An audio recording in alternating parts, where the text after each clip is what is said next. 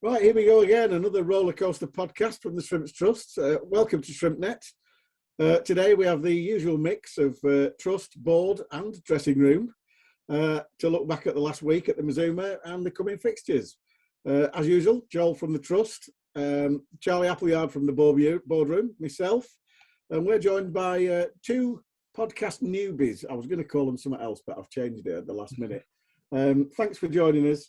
We're honoured because we've got two internationals with us. We've got, first of all, Northern Ireland International, and shall we say, am I allowed to say much travelled, Ryan McLaughlin?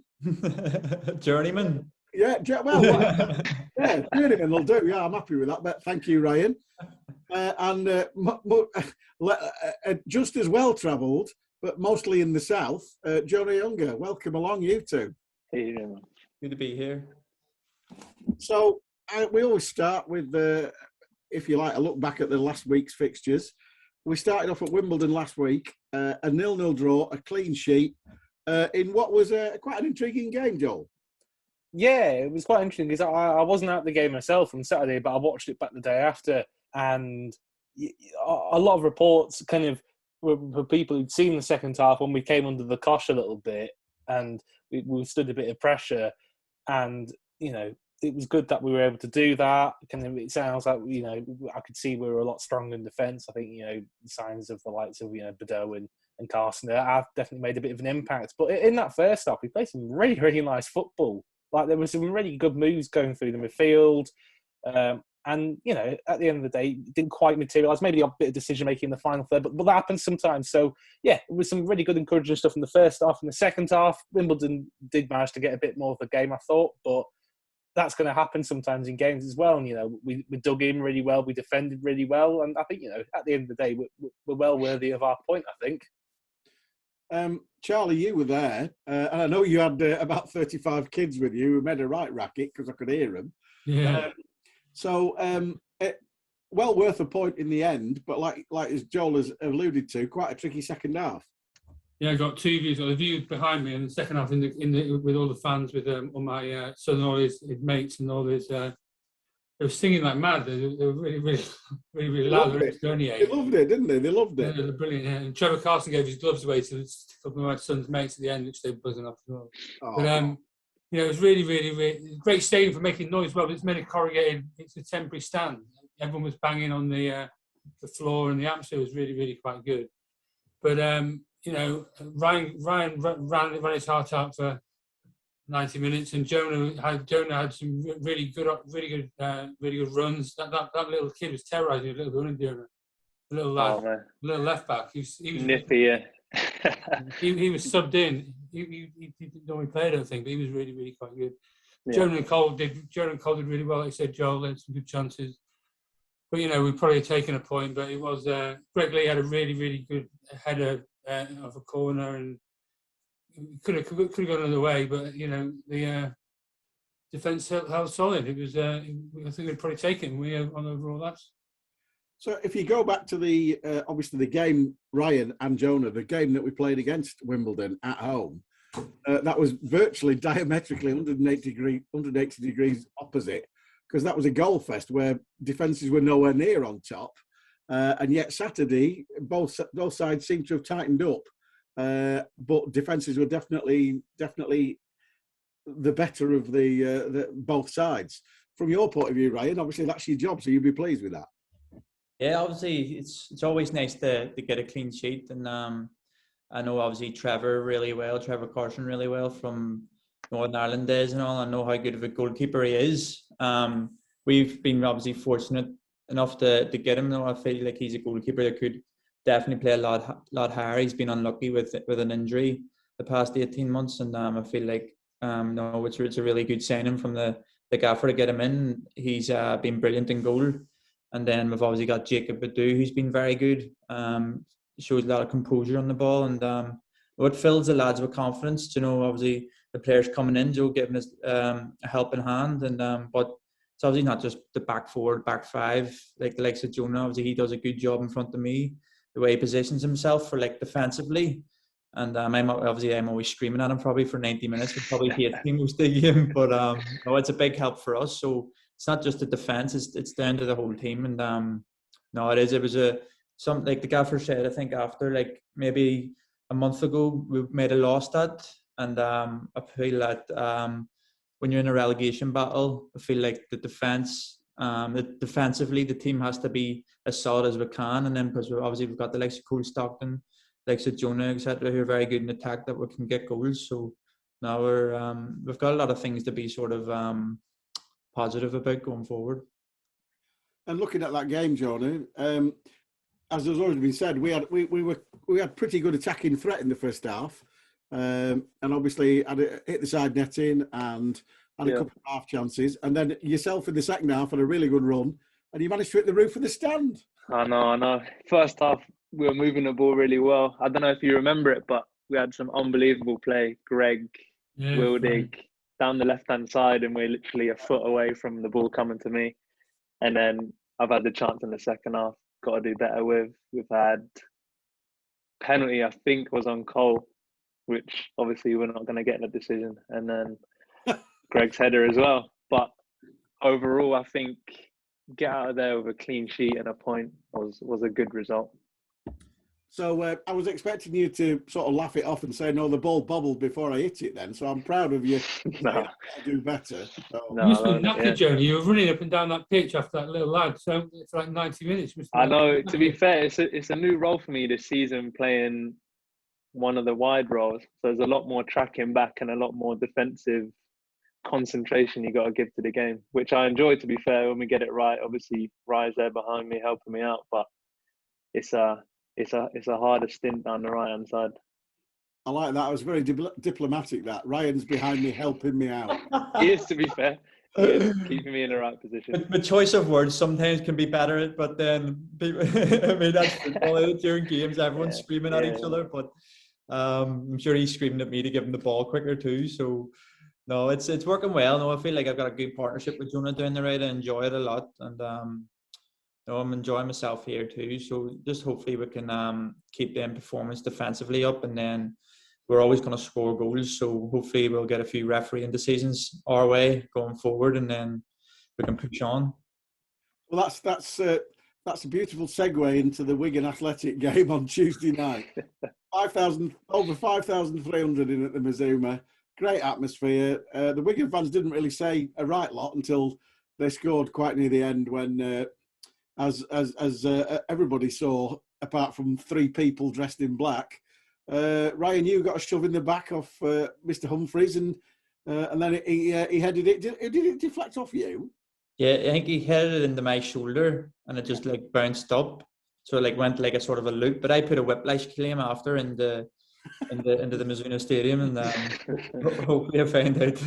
But no, it's one of them ones where like it's so frustrating, because you know, obviously we could have had a penalty our way as well, and it's really frustrating because when you're down there and you're like putting in a brilliant performance, and just little decisions that end up being massive and end up going against you. And it's happened a few times this season. I know that obviously the gaffers said it a few times. We got a few letters of apologies, and yeah, it's just frustrating. But we can only deal with what we can control, and we just need to keep the positivity going into every game. We've obviously got a tough game at Morecambe. They're flying high too, but we've went to them away, and we've showed we can compete and we can score goals against them. So no, it's another game that's definitely winnable, and we're looking forward to that as well. So to go back to the Wigan game, Joel, this is quite a few people stood on the Barty card next to me said that was possibly our best 45 minutes of the season, and I couldn't really argue with that in the first half. The thing that changed the game was that obviously them equalising in 45+1, and it's a completely different half-time tee-talk from both managers, isn't it? Yeah, I mean, it was such a good performance, especially in that first half. I thought we battled really well in the second half as well. And we didn't deserve to lose the game, really. But yeah, that first half was really good. It's hard to kind of really single anybody out from that first half performance, because just as a team, it was really good. Hard work off the ball. They weren't having an easy time getting it forwards. They didn't really have them. I think they had that good shot that was well saved by Carson, but apart from that, didn't really have much going forward into our final third. As we had quite a lot of threatening moments. We get the goal, obviously, little nutmegs from Greg Lee, which was good fun to watch. I didn't quite realise it at the time because I was at the other end of the ground, but on the replay, see it very well. But we played really well. Some really good, good threat in the final third, moving the ball well up the pitch. The goal in half time is a bit of a killer, but it's football, innit? It happens. You got to regroup, and it's just a bit of a shame that we were let down by some questionable refereeing decisions. But I think what's also a bit of a threat as well, if we play that well against a lot of other teams in the division, we're more likely to win more games than not. Because at the end of the day, we were playing Wigan, who've got such a good squad and they're such a good team at the moment. They didn't look that much better than us at any point, really. And I have to say, it is a fair point that against what you would class as lesser sides, if we put in that sort of, particularly that first 45 minutes, we'd have blown quite a few sides away. But yet again, we've come away, and I touched on it in the preamble before we went live, that both Jonah put a shift in and looked disappointed to get subbed, and Ryan, you looked absolutely crestfallen at the final whistle, because all 13, 14 who were involved on the night put a real shift in, and you must have felt like, well, what do we have to do? Yeah, it is frustrating. It's like, I know obviously when you sort of look back at it, when you're sort of not as when obviously you're a bit more emotional after a game, and you're not as emotional, and you look back at it and you can look at the positives a bit more, but at the time you're just so frustrated because of obviously the things that have went on. But I think with our performance against Doncaster coming back, and then obviously Spurs and then Wimbledon, there's a lot of positivity around the squad, and that gives you confidence going into the likes of Wigan, where I know they say that obviously they're big hitters in that in the league, they've got a big budget in that, but you're able to compete with any team in this league, and you should never feel like you can't. And I feel like we've shown that we can. I wasn't there obviously when we beat the likes of Sheffield Wednesday at the start of the season, but we've had good results, and every game you should be going into to win it, and that's it. And I feel like the team now are confident that we can, and I feel like the last 4 games has shown that. Yeah, you're right.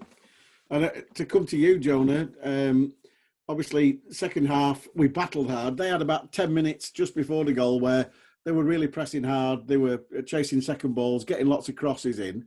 But the second half, you look at the chances we created. You created one where you cut inside the fullback nicely. Whether it was deliberate or not, you can tell me. But and the keeper reacted well and smothered your effort. And then Cole hit the post. And you got to be thinking at that point, you're thinking we can go on to win this, surely. Yeah, first half I thought we're all over them. They were playing, they had a lot of the ball, but all in areas that we were happy with them having it, controlling them. And when we set the press, we went kicking out of play, giving it back to us. Felt like we had ownership of the game. The goal's a bit of a sucker punch straight on half time, but we came out, I think, for 10-15. We give it a good go. We had my chance. Cole had one from the angle, and then the one where he's hit the post. You're thinking, right, we need one of these to go in sooner or later, because we know they're going to have a spell at some point. And they did end up having a spell, which we weathered for the most part. And then obviously they've had the foul on Ryan, and then it's bounced up off him and gone in. It's just sickening after you've been in control for so long. And I'll go back to it. You did look quite despondent at getting. I mean, you look knackered, but you look despondent getting subbed. What was going through your mind there? Yeah, I mean, never really want to come off the pitch, especially at 1-1 when it's still all to play for. You want to stay on. You want to be the one as a forward. You want to be the one who scores or has an input for winning the game. So disappointed to come off in any game. And Charlie, you were watching the game. You've got to be disappointed with that, because I mean, even the Wigan lads I was talking to afterwards said we deserved a point. Yeah, but I'm just thinking about all the away games we've been. Joe, think about Portsmouth and Oxford and all these games we played so well. We can definitely do it with a solid defence. We've just got to try. How many got to win, Joel? 7 or 8 or 6? Must have worked it out Saturday. Not good at It must be 6 or 7 or 8, mustn't it? Yeah, probably. Surely playing like that, when you beat Wycombe, Jonah scored a great goal against Wycombe as well. Surely we can win, play like that, and we can win 7 or 8 games. Surely we can. And I think everyone should be confident about that. I know it's about not getting too despondent and not only positive about stuff, but no. We've got it in us. We're gonna. They win their games in hand. They're flat. They're way ahead at top of the league. If they win their games in hand, we deserve to beat them. But I know obviously I've played in League One for years, and I know all the players in League One, and I feel like we've got just as better players in our squad, and I wouldn't just injuries. So many injuries from Jonah to Jonah Baker again, and Phillips, and so we're all coming back together now. So I know we didn't get a point, but I feel really good about it, and hopefully we can keep going. And I love the way Ryan gets so upset when we lose a game.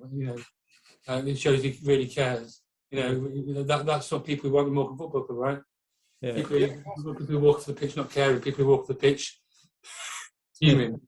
I know. No, it's frustrating, but like you said, like the good performances we've put in, usually over the season they even themselves out. If we can keep doing that, or a bit of luck will drop our way, and we'll end up getting them results. And it's just about staying positive and staying confident that will happen, because it's inevitable, I feel. And hopefully, as long as we keep doing the same things that we've been doing recently, it's all to come. I think there's a lot to be said for that. You're right, the luck will drop for us. There's been so many decisions which have been borderline decisions which have gone against us. But so according to the laws of football, they even themselves out over a season. So we're probably going to get 6 penalties against Wycombe. So start practicing. It's got to come good at some point. But the other point that I always make is that even teams down the bottom have 4 or 5 games a season where everything they hit just goes in. And would you one of them? Surely, by the look of the draw. Yeah. No, still a lot of games to play. 20 games left. Like it's still a lot to be positive about. And I think when it clicks, I think defense is clicking now. We're looking a lot more solid. We don't feel like anyone's cutting us open. I still think it's yet to click up front. Obviously, Cole's popping them in, but in terms of the other boys, including myself, chipping in, I think it's yet to click. But when it does, I think that's when we'll stick our little run together. So are you sort of expecting? Are you putting pressure on yourself, or are you just thinking? I mean, you hit an absolute worldie at Wycombe, as Charlie said, and you've obviously got a shot on you. But at the moment, everything we're hitting seems to be keepers making worldie saves, etc., etc. So are you thinking it's going to happen for me from now to the end of the season? Yeah. No, I put a lot of pressure on myself to score. I want to score in every game, and I'm nowhere near my targets for the season that I started with. So I'm going to be putting it all in to get to my targets by the end of the season. Well, I hope you hit them, because if you do, we'll stay up. That's it. Yeah. Right. So we'll move on now, and I'll speak to both of you now individually, and I really want to concentrate on you've had quite, shall we say, similar careers in the fact that you've both had, as Ryan so put it, as a journeyman, and that's not to say that you've had bad careers, but you've had varied careers. But the one thing that ties you both together is that you've both made international appearances for your country. Ryan, you've been on the international scene for coming up 10 years now. Yeah, I've been in and around the Northern Ireland setup for quite a while. I was obviously part of the squad that ended up qualifying for the Euros as well, and I was in that squad along with my brothers, and we played a few games together, which has been good also for our country. So that's always a good family moments. He's playing at right back, I was playing right wing in front of him, so we're just helping each other out. But that was good. And obviously, my career obviously started at Liverpool, and then I played most, to be honest, I played up near enough all my career in League One, played about 9-10 games in the Championship. But apart from that, I feel like League One's getting better every year. I feel like we've got a very good enough squad to compete in that, which is obviously one of the main reasons why I wanted to come here to Morecambe. But I am just delighted to be here as well, and yeah, hopefully we can we can go to a championship next season. We stay up this season, go to champ next season. Well, I thought it was. It was quite prescient, because when we signed you, and then almost immediately you got back in the Northern Ireland squad. So I was thinking, well, the gaffer's obviously got a hotline here, hasn't he? Yeah, I mean, I obviously didn't have a pre-season, so I got into the team quite quicker than what I thought I was going to, because it probably wasn't up to my fitness levels, wasn't up to obviously the rest of the lads, and ended up playing the first few games within the first month I was there, and then the Northern Ireland manager obviously thought I'd done well enough to get into the squads, and obviously he has a good relationship with our manager at Morecambe, and so yeah, it was obviously always a good experience getting called up. But obviously my main focus is always on Morecambe at the minute, and it's obviously good. Obviously the added bonus of getting called up for your country, but obviously we're fighting relegation. That's obviously our main focus in the dressing room. Yeah, that's our bread and butter, isn't it? Because obviously that's why you're here. So yeah. So Jonah, a Kenyan international. Obviously your mum and dad, I believe, are both Kenyan, but you were born in England. That's got to be a great honour being picked for Kenya, hasn't it? Yeah, no, it's just my dad's from Kenya. My mum's English. But yeah, no, the first time I got called up, I'm yet to actually make an appearance. So both times I've been out there, there's been something come up. So the first time I went out without a Kenyan passport, which they said they'd arrange whilst I was there. And my dad was like telling me there's no chance they're going to get it through whilst you're out there. Went out there, was out there for 10 days, going back and forward, trying to sort out the documents. Came back without making an appearance, and then didn't get the passport for another 6 months. And then the second time I went out, we were due to play Sierra Leone in AFCON qualifier. And as I was flying out, Sierra Leone had some sort of, I can't remember what it was for, something going on with their FA, which meant they couldn't compete. So the camp got cancelled. So I landed, obviously had all the messages come through on my phone, and then ended up training with the 23s for a few days. And then my dad and everyone had flown over to watch me make my debut. So they came over for a couple of days, and then I ended up having to go back. And I've not been back since, but I've got my passport now. And obviously I'm at a club. I'm at a club with an international break, so I can afford to go at the moment. So, well, fingers crossed. Yeah, fingers crossed. So the same as Ryan. Obviously, a glittering, shall we say, non-league career, particularly in Conference South and Conference. But you ended up at Bristol Rovers last year, and your stats were fantastic. But obviously, your partner in crime up front at Bristol Rovers has gone on to good things, and you've landed obviously at Morecambe on a 2-year deal. So you must have been doing something right. Yeah, no, last season was a weird one. Obviously, we went through a few managers. So I arrived and got signed by one manager who was there for the first couple of months of the season. Then we had interim, another manager, interim, and then another manager towards the end of the season. So there was no consistency of anything. So it was a bit of a weird season, different formations, tactics, everything. It was a bit of a weird one last season, but that was my first season in the League One. So it was just about putting in good performances for myself. And I managed to catch the attention of Robbo and get myself up there. So were you played as an out-and-out centre forward then? Yeah, last season was centre forward the whole time, yeah. And so now you're playing sort of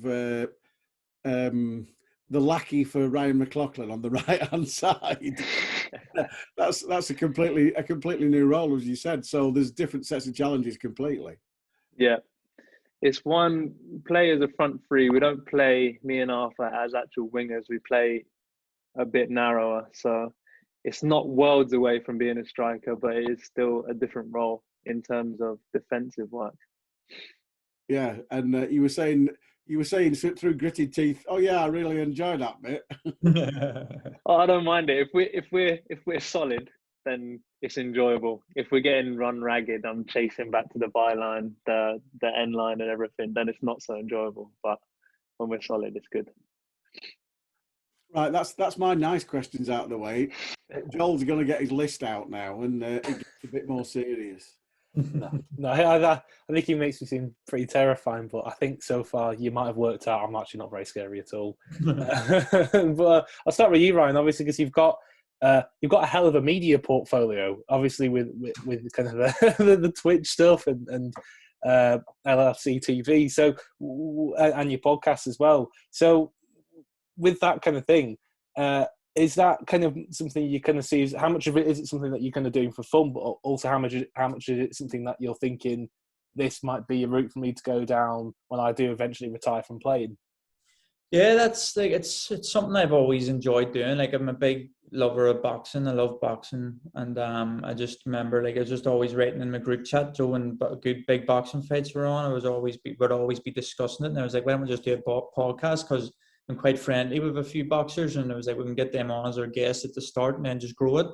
And then it's ended up working out well. We ended up getting the likes of Eddie Hearn and that on, which has been great for us. So we've got our second season coming this year. But then obviously I've got the LFC TV stuff and that as well. But my main priority is football at the minute. Obviously, I've only turned 27, so I've got a few years left of me, I like to think, for football. And that's my main priority. That's what I love the most. And that's the stuff that I do in my spare time. But then obviously for after football, we've got short careers. We're not blessed to be on the money that Joe sorts you out for after football. So it's just little things I got there, Joe, for when you do finish playing as something that's like a passion, because sometimes obviously a lot of people don't get to say that they love their job, and obviously we us footballers are very lucky, but then there are other loves and there are other things I love to do. So that would be lucky for me if I was able to do that after football.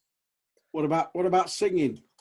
Well, yeah, to be fair, I could have probably made that as well. Could have probably made professional singer as well. But I've already clocked it at life. I've already sang in front of 50,000 on Twitter, so don't know if I can do any better than that now.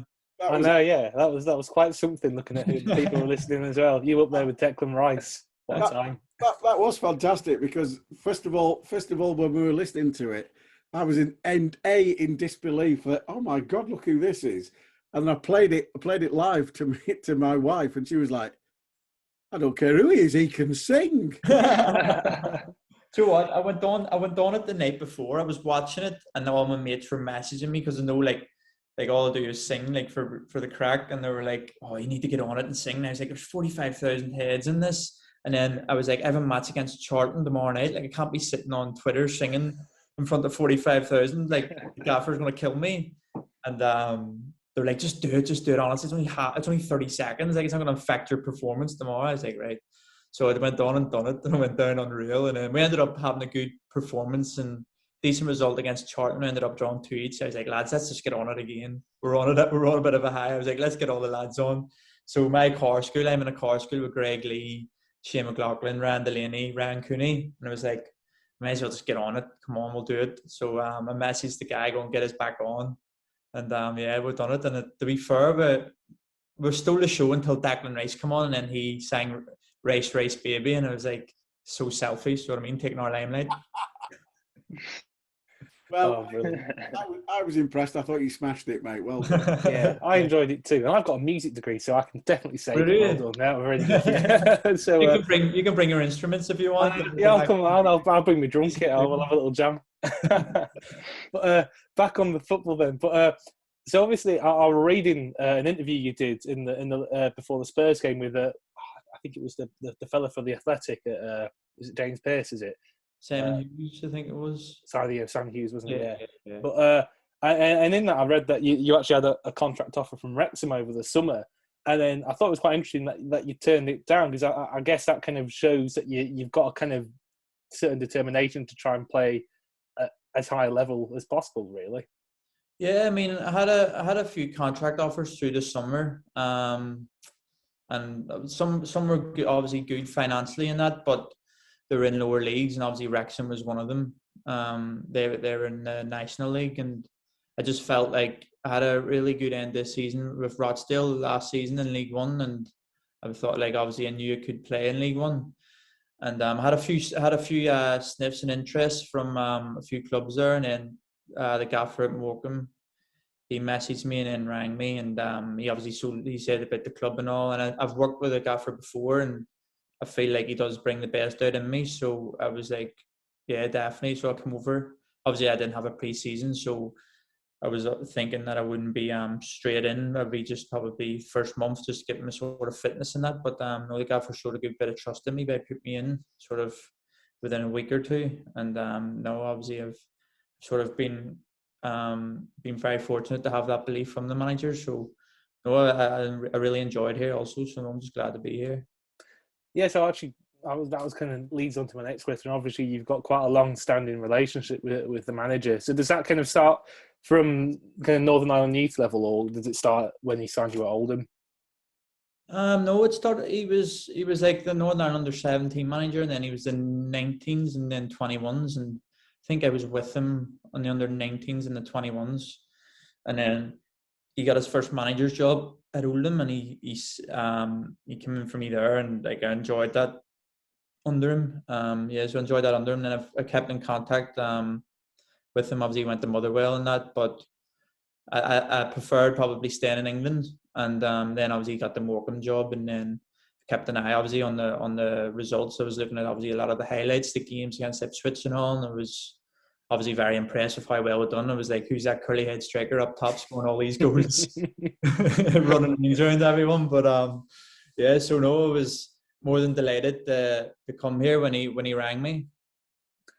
And finally, just on kind of positions, obviously you've had a bit of a shift in position a few times at right centre back. So what's that like being adjusting to that new position? Yeah, I've never played there in my life. And obviously we had a few injuries. Obviously Scott Wheaton got injured, and I'm not the tallest centre half in the world. So when he said to be playing there, I was like, I'll obviously do a job for the team. If that's where you need me to play, I'll play there. And obviously sometimes it can be difficult when you're up against teams that are obviously very direct. When they got their tallest striker, they're looking to see who's the smallest person in the back line and just come and walk over to me. Yeah, that's why I end up having about 7 head injuries a game. But but no, I enjoy it. Like obviously my favourite position is right wing back or right back. But no, I do that for the team, and obviously the gaffers put me there. He seems to like me there as well. But I think I'm really probably more just filling a hole in there until he obviously has his preferred back three. But I don't think I'd be in it as a 5'4" centre half. At least we're not playing a team with really tall centre forwards on the sideline. Oh, no. I was looking at it, I was like, if I see Akim Fenwa pulling on to me and I'm playing right centre half. Sam Vogt. 5'3".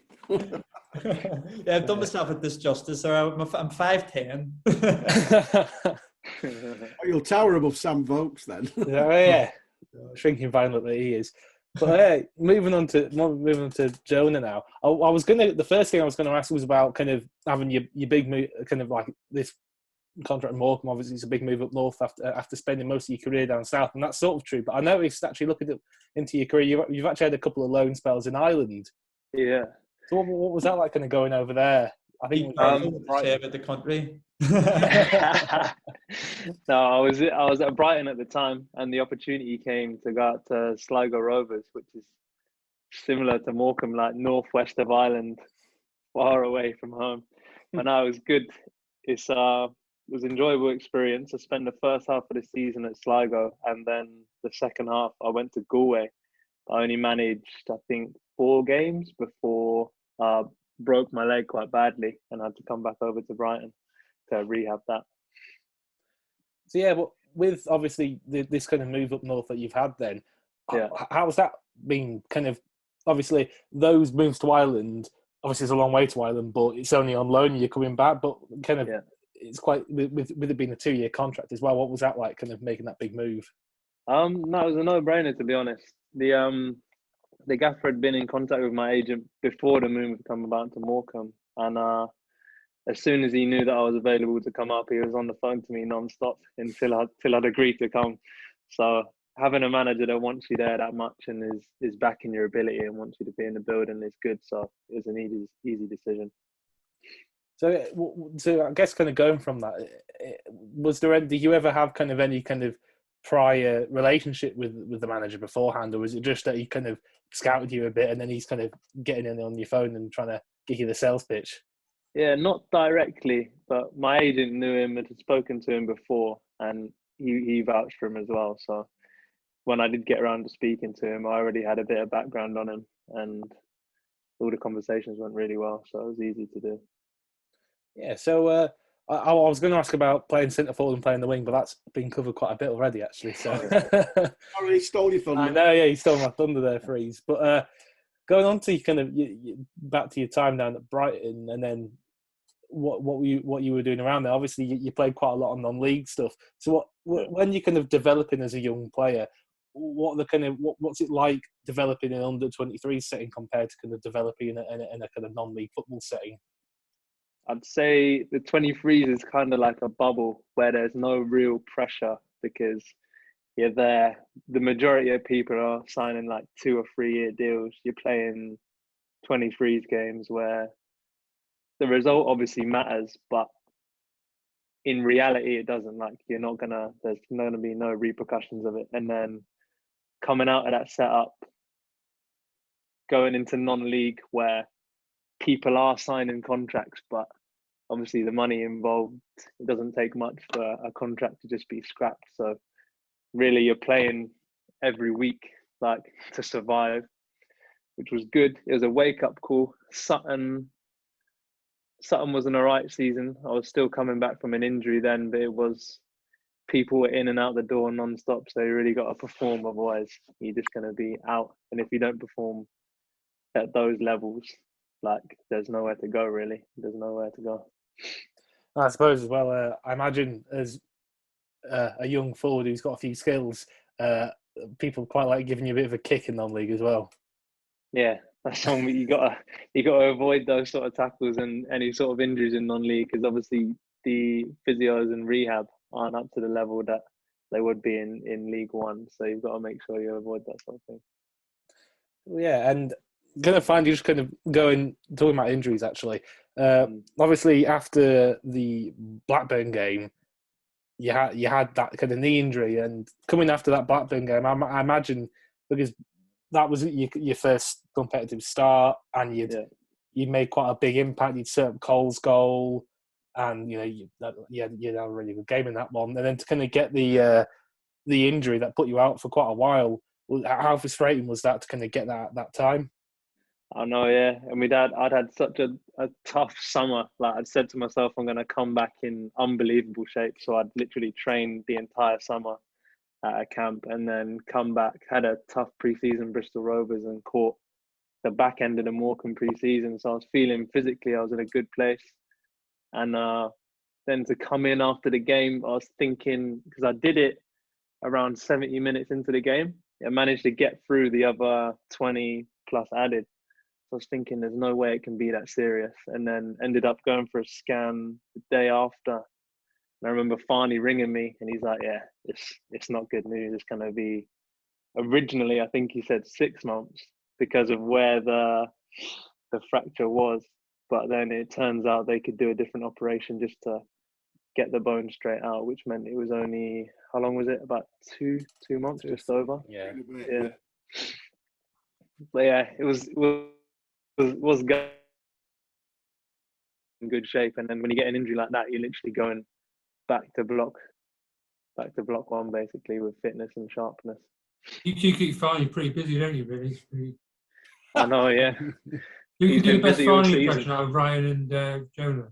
Yeah. You want stalkers for that. Yeah. Ryan keeps Farney busy during the games, whereas Jonah, it's off the pitch. You know what? Farney slags my hairline every day, so that's why I do it. Yeah, I know. I'll notice that when you're always down, you're always far away as possible from Farney to get him to run. Yeah. I know, literally, and he just comes over to me and he just knows. He's like, "Are you biding time or are you injured?" But he's obviously he's a good laugh. Farney, I don't know. Obviously, he's probably, I think all you probably have met him. Like, but yeah, he's a good laugh. Like, so no, he's good good to have around. He's been on here giving us wine advice. Has he? Oh, it doesn't surprise me. No, and horse racing tips. Oh yeah, he loves the horses. I'll be going to him I'll be going to him during Cheltenham then. Yeah. So the one thing I wanted to ask, which I did forget actually, Jonah, was that obviously reading your history, and I need to discuss being in the school's bobsleigh team. What's that about? So I think it was in year 11. We had a guy join the committee at school who had a history with the GB bobsleigh, and he's come in and he's said they've got an opportunity for a few students to go out and compete in all the British teams compete in a games, not a serious one, but just all the teams get together. So GB 1, 2, 3, 4, all the bobsleigh teams get together. And he said, obviously, there's a profile for being good in bobsleigh, which is big, heavy, and quick. So we held trials at school, some girls, some boys, and managed to come out on top with another guy and another girl. So we went to Austria, and we were there for I think 3 or 4 days. And we got the GB4 driver, I think, to take it. And then there was 3 of us in the back. He obviously did the push start, jump in, and then go down to the bottom. That's pretty cool for you. You thought it was going to be taking the piss out of him. That's actually quite cool. It's a crazy experience, honestly. Yeah, it was a mad one. That is fantastic. That was. I'm glad I asked that now. I thought it was a strange thing to put on there, and I'm like, there's got to be a story there, and obviously it was. No, that's it. Yeah, and I ended up trying out for the actual GB team at my age, but didn't make it. They're all most of the people who go there are ex-sprinters who just put on a load of bulk, and then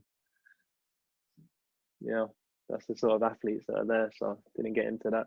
And just as a matter of interest, when obviously answering Joel's questions, it sort of all fits into place now that you went on loan to Ireland.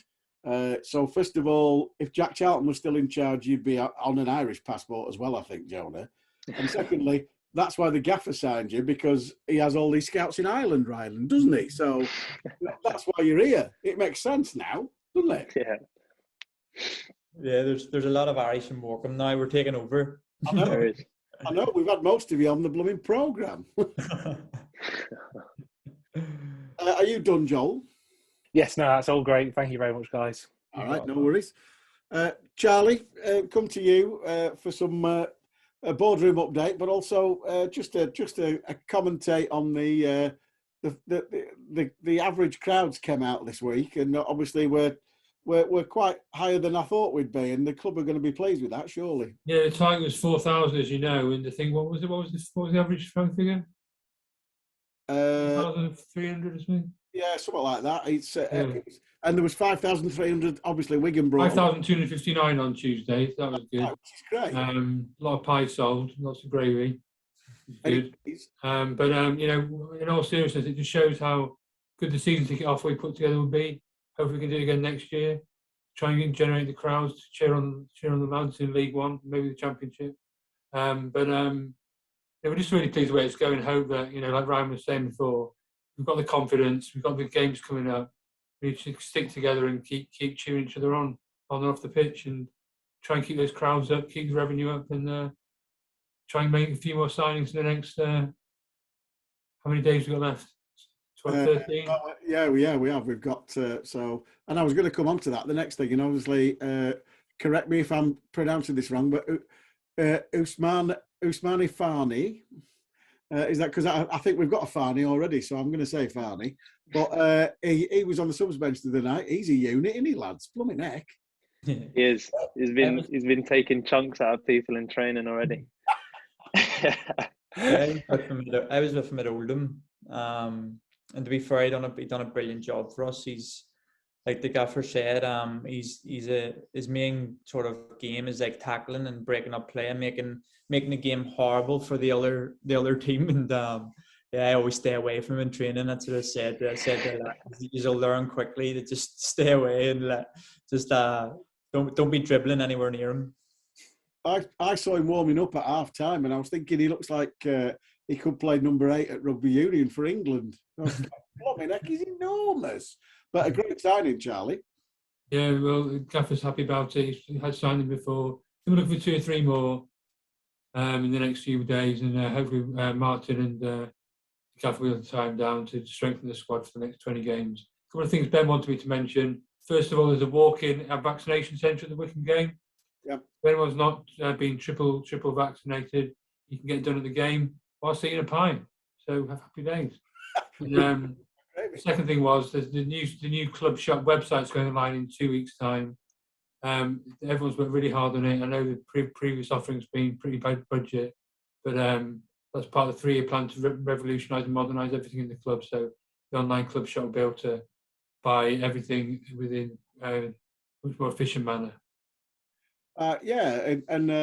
That is a positive, because I know lots of people have been, coming online and saying, I'm struggling to get this and I'm struggling to get that. So I think it's probably been long overdue, that, Charlie, hasn't it?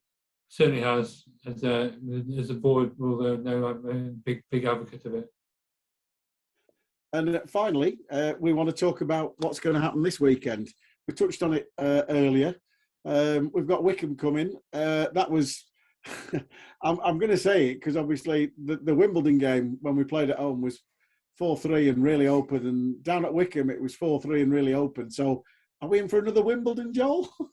Very possibly, with how kind of tight we've been at the back. But I went and watched Wycombe play at Bolton the other week, actually. I think it was last Tuesday. But to be honest, I thought they weren't quite as impressive as I thought they were going to be. I don't want to say that with too much kind of vigour, because I'll definitely curse us if I say it too strongly. But yeah, at the end of the day, they're very, very effective. If they go ahead in the game, it's not going to be a very fun watch if you're on the opposition, because they know how to kill a game and slow things down and kind of grind you down. They have got some big lads at the back, big lads up top as well. Obviously, Vokes, really good target man. I was really impressed with Brandon Hanlon. I thought he did a really good job. Gareth McCleary, always going to be a threat. So, and with the manager situation as well, obviously Ainsworth, he's been there for a really long time. And in those situations, you do have kind of time to kind of really implement your kind of way of doing things in the club. And you can definitely see that playing against a team like Wycombe. But at the same time, if we play as well as we did against Wigan on Tuesday, then there's a very good chance that we'll get at least a point, if not a win, from it. I think, I could be wrong, both Ryan and Jonah and Charlie. I could be wrong, but the way we chased down the second ball and the way we competed with Wigan, we did force them to probably go a little bit more longer than they were used to on Tuesday night. That's probably not going to be the case with Wycombe, is it? I think they do what they do very, very well. They get it to the fullbacks. They'll get it to the forwards quickly, and their midfield will follow up. So presumably you've been doing lots of work on that this week. Yeah, they would play against them before. They're probably the most direct team I've probably ever played against. Their keeper's got a very long kick on him too, so he could probably be shelling it into our box at times from his own box. It's that long. But yeah, they're, like you said, they're very effective in what they do. They've got some great players, especially in the middle, like you said, McCleary and that, who can run off and sort of try and get on second balls. So we obviously had a very good first half, and we can take confidence in what way we've played against them before, and the way that we've been quite recently. We're going in that game wanting to get and expecting to get 3 points. That's the way we need to approach every game now. And I'm confident we can, if we keep showing the same attitude, the same desire, and then the same ability on the ball that we've been showing, we can beat anyone in the league. Jonah will be marking Jacobson, will you, Jonah, on Saturday? I'm not sure who I'll be. I usually get one of the bigger ones. So the left back running down the wing. Yeah. Show him in on his right. I'll be tracking him. Well, he's playing left centre back for them at the minute, but he was getting Bolton brought on the young lad they've just got on loan from Fulham, and he was taking him apart. So there's opportunity there to be had. Oh.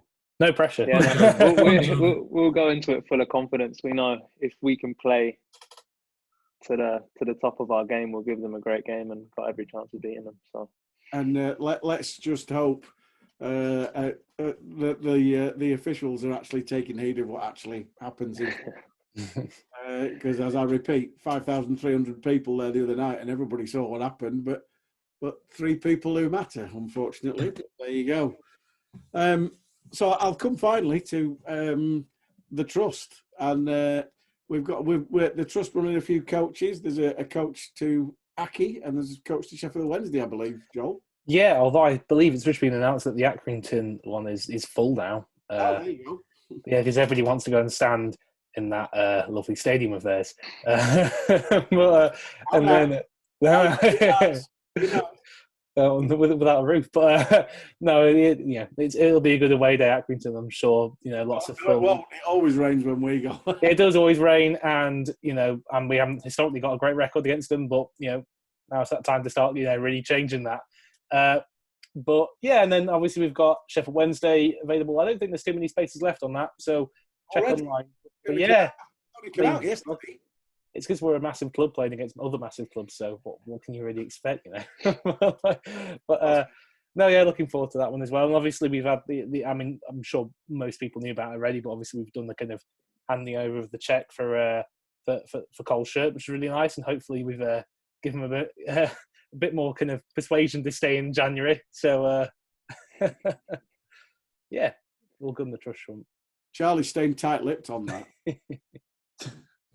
Gaffer said there's been no approaches so far, so that's it. Long may that continue. Mm-hmm. Well, listen, it's been another entertaining evening. Thank you very, very much to my guests, as always, Joel and Charlie, for facilitating this. But a real pleasure to talk to both Jonah and Ryan. Thanks for coming on. I hope we haven't scared you off too much, and that when we've risen to 15th in March, you'll come back on and tell us what a fantastic run we've had, and how it was all down to you two. I'll come on with a pint if that's the case. So Jonah will just have a half. Thanks very much, guys. Thank you very much. It's been really entertaining. This has been ShrimpsNet. I forget what episode this is now because I just lose track completely. Join us next week, same time, when we will be chatting about the fantastic home win against Wycombe Wanderers and Jonah Ayunga's hat-trick. Thanks for listening. See you next week.